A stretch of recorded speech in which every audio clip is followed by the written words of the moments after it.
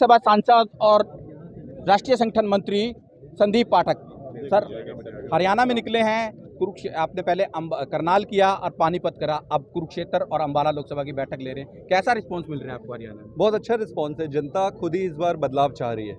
आम आदमी पार्टी ने जिस तरीके से दिल्ली में, पंजाब में काम किए हैं, जनता चाहती है हरियाणा की जनता कि यहाँ पर भी वो काम हो, और जनता खुद ही बदलाव चाह रही है।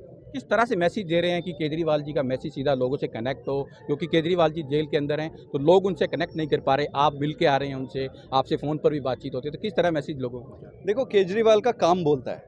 वैसा आदमी है जिसने पंजाब में और दिल्ली में करके दिखाया है।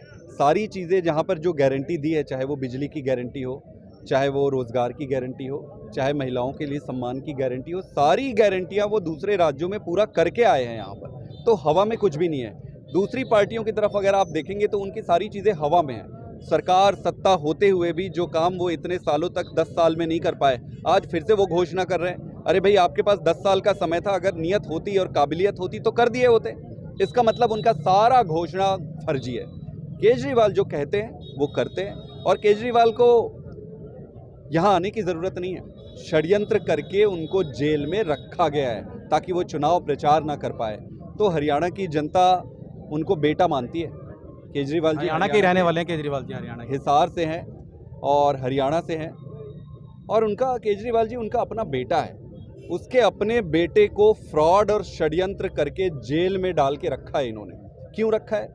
इसलिए कि सामने से चुनाव नहीं लड़ सकते। तो एक कायरों की भांति ये पीछे से हमला कर रहे हैं। तो जनता देख रही है, और जनता आशीर्वाद देगी केजरीवाल जी को, और इनके सारे अहंकार को तोड़ेगी। लोकसभा चुनाव में केजरीवाल जी बाहर आए, पूरी शेर की तरह दहाड़े। लगता है विधानसभा चुनाव में भी आएंगे बाहर और हरियाणा के वासियों को संदेश देंगे? हमें तो उम्मीद है कि बाहर आएंगे।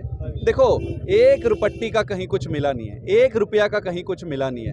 कोर्ट बार बार, ईडी कोर्ट ने, सब कोर्ट ने बार बार कह दिया भाई कि एक चवन्नी का गड़बड़ घोटाला नहीं हुआ है। तो जब एक चवन्नी मिला नहीं है, सारे कोर्ट ने कह दिया, तो ये षड्यंत्र करके इधर उधर इधर कॉम्प्लिकेटेड करके जेल में रखना चाहते हैं। बट कोई फर्क नहीं पड़ता। देखो, परमात्मा देख रही ना।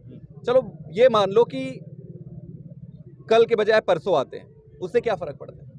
अब परसों के बजाय नरसों छोड़ोगे, पर छूटना तो तय है ना। जब कोई गड़बड़ हुआ ही नहीं है तो छूटना तो तय है, और ऊपर वाला देख रहा है।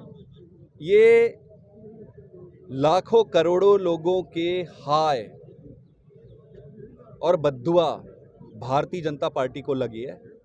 ये इतनी बद्दुआएं बेकार नहीं जाएगी। इनके डूबने का कारण ही केजरीवाल बनेगा। भारतीय जनता पार्टी के सीएम को विश्वास नहीं था कि चुनाव हो जाएंगे, आचार संहिता लगेगी। वो छाती ठोक के कह रहे थे सुबह 9 बजे प्रेस कॉन्फ्रेंस में, आचार संहिता नहीं लगेगी, अभी समय पड़ा हुआ है। ये साला सारे ऐसे फर्जी और झूठ बात करते हैं। इनको सब पता रहता है, इनकी सब, अब कुछ कहना ठीक नहीं है।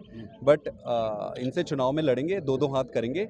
जनता इनको भगाना चाहती है, और भाजपा भी जानती थी।